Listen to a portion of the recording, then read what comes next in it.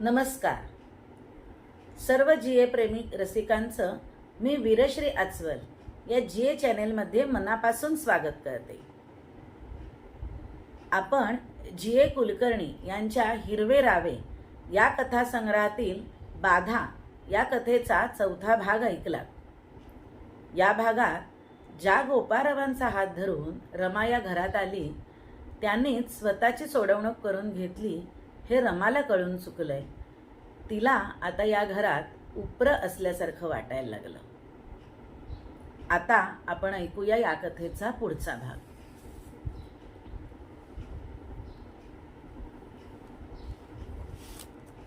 रमा त्या दिवशी जेवली नाही. डोळ्यात लालसर रेषा घेऊन ती दुपारभर राबली. स्वयंपाकघरातच पाटावरती आडवी होते न होते तोच संध्याकाळी राघू धावत आला. त्याने फेकलेल्या दप्तराच्या आवाजाने तिची ग्लानी गेली. तिच्या डोक्याला मुंग्या आल्यासारख्या वाटत होत्या व तिने दोन्ही बाजूने थापड्या मारून त्या घालवायचा प्रयत्न केला. ती राघू पुढे आली व म्हणाली, "अरे, आत वाटीत शेंगदाणे गोळ ठेवलाय, खाऊन घे." पण राघूची धांदल उडाली होती. "मला नकोय खायला," म्हणत त्याने गडबडीने सदरा चड्डीतून उपसला तर खुंटीवरला दुसरा त्याने अंगात चढवला. "मुरलीधराच्या देवळात आज नाटक आहे आमचं, मी जाणार." रमाचं अंग नव्या उत्साहाने भरलं. ती हसली. "अरे, मग तुझ्या वर्गातली मुलं येणार, कपडे चांगले घालून जा. ती नवी चड्डी शिवली ना, ती घाल." "आता काय, तुला वर्षभर पुरतील एवढ्या नव्या चड्ड्या शिवलेत मी." तिच्या शब्दांनी राघूच्या कपाळावर आठी चढली हे तिच्या ध्यानातच आलं नाही. तिने आपली जुनाट काळसर ट्रंक उघडली. तिच्यात ती राघूचे कपडे, त्याचे पैसे ठेवण्याचा सिगारेटचा डबा आणि त्याच्या रंगीत गोट्या ठेवत असे. तिने हिरवट रंगाची एक चड्डी काढली व झटकन राघू पुढे धरले. "वा, बघ कशी छान आहे, ही चड्डी घाल की." स्वतः कापड निवडून अंदाजाच्या मापाने तिने ती स्वतःच शिवली होती. पण राघू दणादणा पाय आपटायला लागला. त्याने ती एकदा वापरली होती.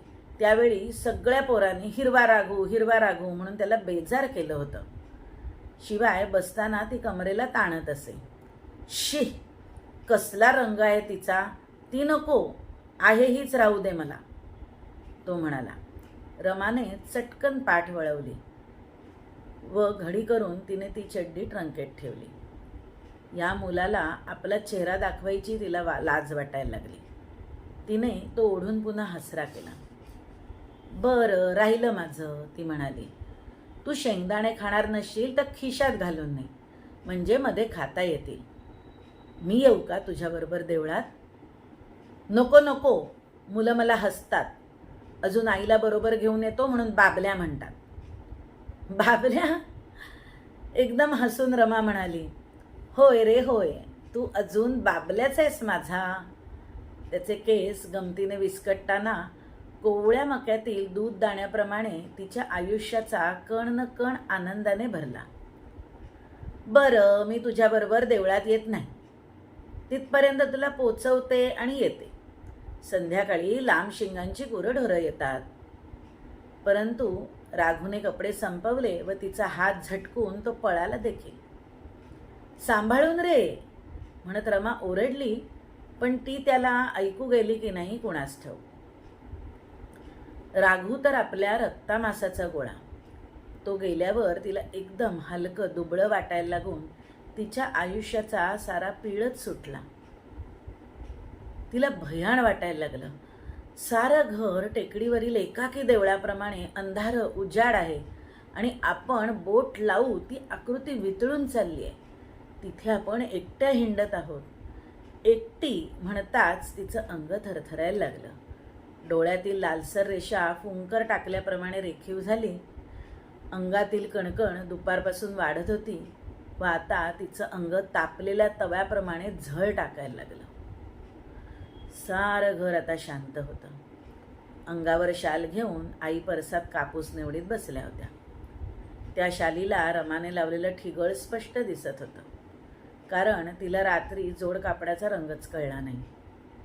पाण्याने भरलेली भांडी, दांडीवर वाळत घातलेलं लुगडं, फणेरी पेटी, काळसर ट्रंक, धुळकटलेल्या लक्ष्मीचा फोटो, साऱ्या वस्तू परिचित परंतु प्रत्येकीपासून आतड्याचे वळसे सुटत गेल्याप्रमाणे ती एकटी पडली होती. सगळ्यांनीच आपल्याला टाकून दिलंय हेच खरं. आई, गोपाळराव स्वतंत्र झाले. राघूही आता मोठा झाला. त्याचं डोकं आता कमरेला लागतंय. तो काही आता बाबल्या राहिला नाही. बाबल्या शब्द आठवताच ती खूप हसायला लागली. स्वतःचं अंग देखील तिला आवरेना. एका कोपऱ्यात फेकल्याप्रमाणे ती अव्यवस्थित बसली आणि समोर कुणी सुद्धा नव्हतं, तरी पदर तोंडापुढे धरून अंगाला हिसका देऊन खिदळायला लागली. आईने एकदा दचकून मानवर करून पाहिलं, पण त्या काही बोलल्या नाही. रमाचं अंग आता जळल्यासारखं व्हायला लागलं आणि समोरील प्रत्येक वस्तूत लाल शीर टचटचीत दिसायला लागली. एकदम आठवल्याप्रमाणे ती उठली व स्वयंपाकघरात आली. सगळी भांडी पाण्याने भरलेली तशीच होती. तिने कळशी उचलली तर तिच्यात थोडं पाणी अद्याप होतं.